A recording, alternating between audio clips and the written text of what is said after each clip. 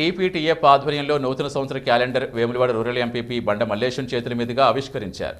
Vemulawada MRC సెంటర్లో జరిగిన ఈ కార్యక్రమంలో ఎంపీపీ బండ మల్లేశం, ఉపాధ్యాయులు లక్ష్మణ్లు మాట్లాడుతూ గత 6 ఏళ్లుగా ఉపాధ్యాయ సమస్యలు పెండింగ్లో ఉన్నాయని, రాష్ట్ర ప్రభుత్వం సాధ్యమైనంత త్వరలో ఉపాధ్యాయుల సమస్యలు పరిష్కరించాలని, లేని పక్షంలో మరో ఉద్యమానికి వెనుకాడబోమని తెలిపారు.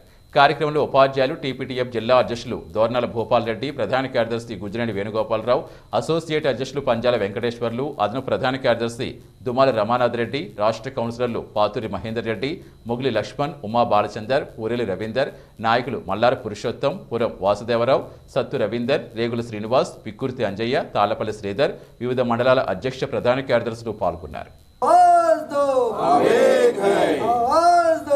రేపు రానున్న రోజులు కూడా ఇంతకుముందు మాట్లాడిన విధంగా టీచర్స్ లక్ష్మణ్ సార్ కానీ మన సార్ కానీ ఇక్కడ టీచర్స్ అందరి బాధను వారు చెప్పడం జరిగింది.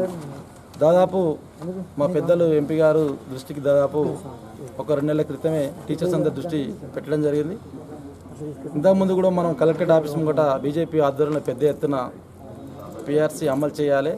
ఏదైతే ఉందో టీచర్స్కు ఇంతకుముందు కరోనా ఎఫెక్ట్లో ఉన్నటువంటి సాలరీస్ కోసం చాలా 50% ఇవ్వడం చాలా బాధాకరం. ప్రభుత్వం రేపు రానున్న రోజుల్లో కూడా బీజేపీ పక్షాన పెద్ద ఎత్తున పోరాటం కోసం సిద్ధంగా ఉండని చెప్పి మీ టీచర్స్ అందరి పక్షాన తప్పకుండా మేము ఉంటామని చెప్పి మనస్ఫూర్తిగా తెలియజేస్తూ టీపీటీఎఫ్ ఆధ్వర్యంలో ఈరోజు చేపట్టినటువంటి క్యాలెండర్ నూతన ఆవిష్కరణలో అందరి టీచర్స్ అందరికీ మనస్ఫూర్తిగా ధన్యవాదాలు తెలియజేస్తూ ముగిస్తాం.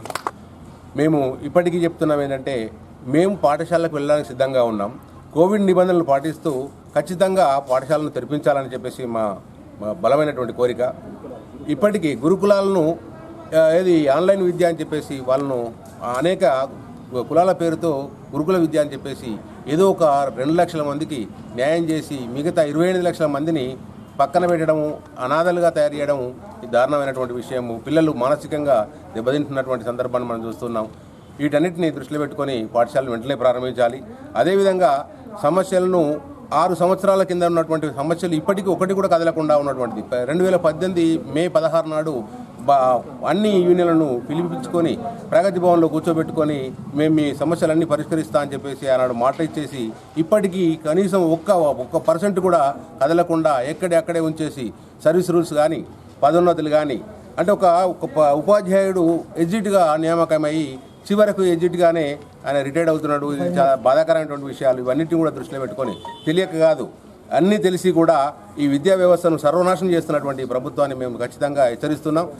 మళ్ళీ ఇదే కొనసాగుతున్నట్టయితే ఖచ్చితంగా ఉద్యమాలు రూపొందించి ఈ ఉద్యమాల ద్వారానే మేము సాధించుకుంటామని చెప్పేసి తెలియజేస్తూ మాకు బండ మల్లేశం గారు వచ్చి వారి చేతుల మీదుగా ఆవిష్కరించడం చాలా సంతోషకరమైన విషయంగా తెలియజేస్తూ ముగిస్తున్నాను.